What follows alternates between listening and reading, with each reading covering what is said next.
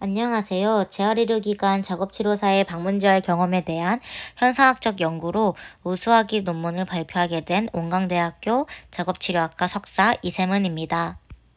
목차입니다. 서론, 연구방법, 연구결과, 고찰, 결론 순서로 진행하겠습니다.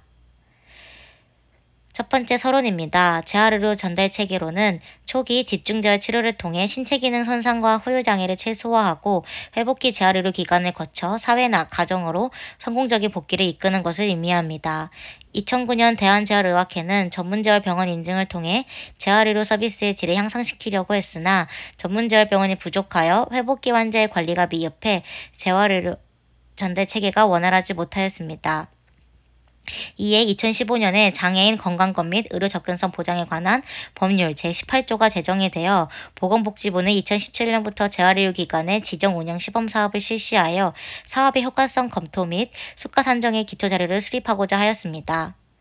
재활의료기관 지정 및 방문재활 서비스의 도입입니다.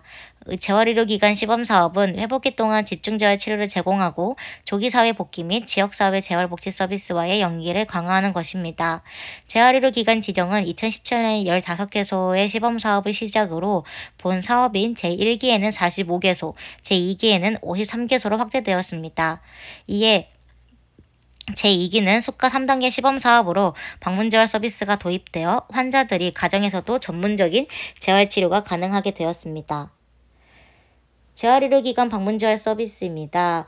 방문재활은 재활의료기관에서 태어난 환자들을 대상으로 가정에서 잔존하는 장애를 관리하고 지역사회까지 원활한 이행을 지원하는 서비스입니다. 재활의학과 전문의, 작업치료사, 물리치료사, 사회복지사 등으로 구성된 방문재활팀이 맞춤형 치료계획을 수립하고 주 2회 90일간 방문재활을 제공합니다. 이에 재활치료의 연속성을 확보하고 재입원을 줄이며 재활의료 전달 체계를 개선할 것으로 기대하였습니다. 방문재활 작업치료사의 역할로는 환자가 가정에서 독립적인 일상생활을 할 수 있도록 가정환경을 수정하고 일상생활 활동 훈련, 보조도구 사용 훈련 등을 진행합니다.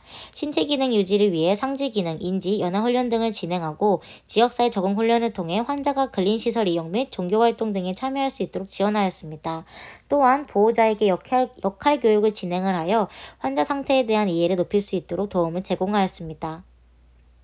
본 연구의 필요성입니다. 재활의료기관의 시범사업과 관련된 연구에서는 사회복귀를 위한 수단적 일상생활 활동의 훈련의 빈도가 매우 낮았고 기존 재활의료기관에서 활용하고 있는 건강보험 수가를 시범사업에서도 동일하게 적용하고 있어서 지역사회 복귀를 위한 치료를 제공하는 데 어려움이 있음을 확인하였습니다. 제1기 지정과 관련된 연구에서도 사회복귀를 위한 중재가 주로 기본적인 일상생활 활동 훈련에 집중되는 경향을 보고하는 것을 확인할 수 있었습니다. 이에 따라 보건복지부는 제2기 수가 3단계 시범사업으로 방문재활 서비스를 도입하면서 일상생활 활동 훈련, 보조도구 사용 훈련 등을 통해 환자가 독립적으로 일상생활을 수행하고 지역사회에 복귀할 수 있도록 하고자 하였습니다. 최근에 도입된 방문재활 서비스는 지역과 대상자의 다양성을 고려하여 방문재활 적용 가능성과 장단점을 파악하는 것이 중요하였습니다. 보건복지부가 재활의료기관 지정시범 사업을 통해 방문재활 서비스를 제공하고 있지만 관련 연구는 부족한 상황입니다. 이에 따라 방문재활 서비스의 효과 및 현황을 파악하기 위해 현장 경험에 대한 연구가 필요하고 작업치료사들의 실질적인 경험을 통해 방문재활의 현황과 제한점을 파악하여 더 나은 개선 방안을 도출하는 것이 필요합니다. 따라서 본 연구의 목적은 재활의료기관에서 방문재활을 수행하고 있는 작업치료사들의 경험을 심층적으로 이해하고 방문재활 서비스의 현황을 파악하는 데 목적이 있습니다. 또한 방문재활 서비스의 기반을 강화하고 본질적인 의미를 밝히고자 합니다. 지오르기 현상입니다. 지오르기 현상학은 연구 참여자의 경험을 다양한 관점에서 이해하고 체계적으로 진술을 통합할 수 있습니다. 이에 따라 작업치료사의 주관적인 경험에 초점을 맞춰 의미를 도출하고 기술을 통해 현상을 이해해야 하기 때문에 본 연구는 지오르기 현상학적 연구 방법을 적용하였습니다. 연구자의 자기 반성입니다. 가로치기 과정을 통해 자신의 선입견이 연구 결과에 미칠 영향을 최소화하였고, 본 연구자의 선입견은 방문자열 서비스가 환자의 실제 생활의 환경에서 이루어지기 때문에 병원 기반의 재활보다 더 효과적일 것과 환자와 보호자들이 방문자열에 적극적으로 협력하여 긍정적인 반응을 보일 것으로 나타나는 것이 본 연구자의 선입견이었습니다. 이에 따라 연구자는 선입견을 인식하고 연구 과정에서 객관성을 유지하기 위해 늘 열린 자세로 연구를 진행하였습니다. 연구 절차입니다. 연구 절차는 주제 탐색, 생명윤리위원회 승인, 연구 참여자 선정, 개별 심층 면담 진행, 맥스큐다 소프트웨어 프로그램으로 자료를 분석하였습니다. 연구 참여자입니다. 현재 지정된 재활의료기관에서 방문 재활을 진행하고 있는 작업치료사 7인입니다. 평균 연령은 33.3세이며 연령대별로는 20대 3명, 30대 3명, 40대 1명이었습니다. 성별은 여성이 1명, 남성이 6명이었고 작업치료사로서의 총 임상 경력은 평균 7년이었으며 방문재활 경력은 평균 1.43년이었습니다. 연구 도구입니다. 개별 심층 면담은 2024년 6월에서 7월 사이에 조용하고 독립된 공간에서 연구 참여자들의 경험을 심층적으로 파악하기 위해 방구조화된 개방형 질문을 활용하여 면담을 약 120분에서 150분 정도 진행하였습니다. 사전에 참여자들에게 면담 과정은 기록과 함께 녹음되고 추후 자료의 정확한 해석과 의미 전달을 위한 확인 절차의 동의를 받았습니다. 인터뷰는 시작하는 질문, 주요 질문, 마무리 질문 순서로 진행하였고 추가적으로도 질문을 더 진행하였습니다. 자료 분석은 지오르기 현상학적 방법을 맥스큐다 프로그램을 사용하여 분석하였습니다. 참여자의 면담 내용을 반복적으로 읽고 이해하여 작업치료사의 방문자의 경험을 전체적으로 파악하였으며 연구 현상을 중심으로 의미가 전환되는 부분을 찾아 의미 단위를 구분하였고 참여자의 경험을 반영한 주제를 파악하고 이를 학문적인 용어로 전환하였습니다. 또한 의미 단위들을 구조적으로 통합하였습니다. 질적 자료 분석 소프트웨어인 맥스큐다 프로그램을 이용하여 자료를 분석하였습니다. 첫 번째로는 음성 자료 전사 작업을 수행하였고 두 번째로는 코딩 및 코드를 부여하였습니다. 세 번째로는 범주화 및 코드를 정리하였습니다. 질적 연구 엄격성입니다. 구바와 링컨이 제안한 4가지의 기준을 충족하여 본 연구의 엄격성을 확보하였습니다. 첫 번째 사실적 가치입니다. 연구 참여자 검토를 통해 자료 해석과 의미 전달의 정확성을 높였고 두 번째 적합성으로는 연구 주제와 관련된 문헌을 광범위하게 조사하여 연구 결과를 일반화하려고 노력하였습니다. 세 번째 일관성으로는 자료 수집 분석을 일관되게 적용하고 정기적으로 지도교수의 지도를 통해 연구 과정의 일관성을 유지하였습니다. 네 번째로 중립성으로는 편견을 기록하고 수시로 자기 성찰을 통해 판단 중지를 실천하였습니다. 본 논문의 연구 결과입니다. 총 5개의 주제와 11개의 하위 구성 요소, 39개의 의미 단위가 도출되었습니다. 첫 번째 주제에서는 병원에서 가정으로 치료 환경의 전환입니다. 첫 번째 하위 구성 요소로는 병원 환경을 벗어난 새로운 도전이며 이에 따른 의미 단위로는 총 5개로 나타났습니다. 두 번째 하위 구성 요소로는 치료 업무에 대한 변화와 적응입니다. 이에 대한 의미 단위로는 3가지로 나타났습니다. 두 번째, 방문자 작업치료의 실제입니다. 두 번째의 주제에서 첫 번째 하위 구성 요소로는 가정 내 치료 환경의 특성이었고 이에 따른 의미 단위로는 총 3가지가 나왔습니다. 두 번째 하위 구성 요소로는 환자 중심 접근법이었으며 이에 따른 의미 단위로는 4가지가 나왔습니다.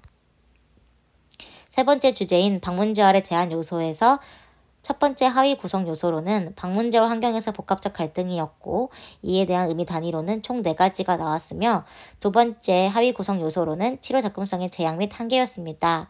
이에 대한 의미 단위로는 5가지가 나왔습니다. 네 번째 주제인 방문재활 작업치료사의 역량입니다.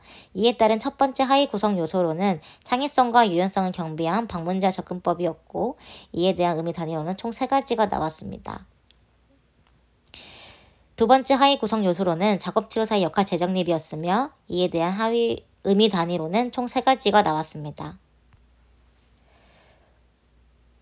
다섯 번째 주제로는 지속가능한 방문재활 서비스의 제도적 확립입니다. 첫 번째 하위 구성 요소로는 방문재활 서비스의 의미였으며 이에 따른 의미 단위로는 총 두 가지가 나왔고, 두 번째 하위 구성 요소로는 효과적인 방문재활 서비스 운영을 위한 전략이었으며 이에 따른 의미 단위로는 세 가지가 나왔으며, 마지막으로 세 번째 하위 구성 요소로는 방문재활 서비스의 발전 방향과 과제였고 이에 대한 의미로는 총 네 가지가 나왔습니다. 네 번째 고찰입니다. 첫 번째 주제인 병원에서 가정으로 치료 환경에 전환해서 보면 재환된 병원 환경을 넘어 환자의 실제 환경에서 중재가 이루어짐을 보여주었습니다. 반복적이고 정형화된 병원 치료는 작업치료사에게 매너리즘과 직무 만족도를 저해한다는 것 나타나였습니다. 방문재활은 뇌졸중 환자의 일상생활 활동, 자기 효능감, 삶의 질을 향상시켰으며 작업치료사는 다양한 작업 상황을 관찰하고 창의적인 중재를 제공함으로써 전문성을 강화하는 것을 볼 수 있었습니다. 또한 환자의 회복 과정에서 직업적 보람을 경험하였으며 추가 급여와 가정 환경 개선 참여가 방문재활 참여 동기를 높이는 요인으로 작용한다는 것을 알 수 있었습니다. 두 번째 주제인 방문재활 작업치료의 실제에서는 가족 내 치료 환경과 보호자의 보호 수준이 환자 회복에 중요한 영향을 미치는 것을 알 수 있었습니다.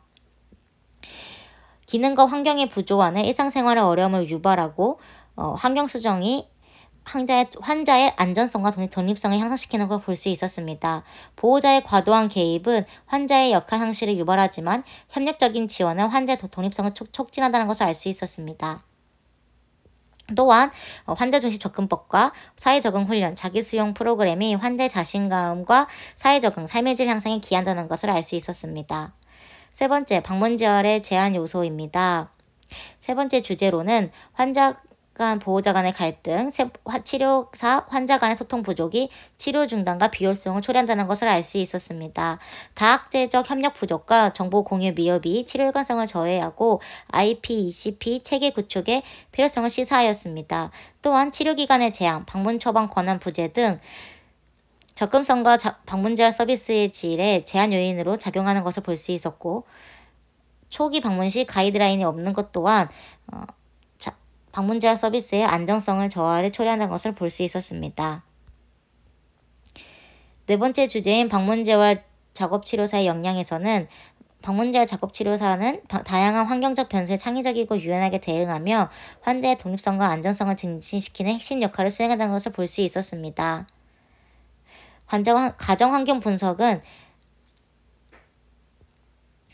가정환경 분석 기반의 환경 수정은 실질적인 독립성 향상으로 이어지고 임상적 추론 능력은 환자의 예후에 중요한 영향을 끼치는 것을 알 수 있었습니다.